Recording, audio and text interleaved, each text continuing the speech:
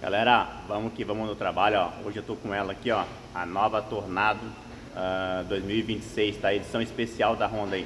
Então vou estar fazendo aí mostrando a moto aí agora que ela acabou de descer do caminhão, né? Ela não tá montada ainda, para vocês verem em primeira mão aí como é que ficou esse modelinho, beleza?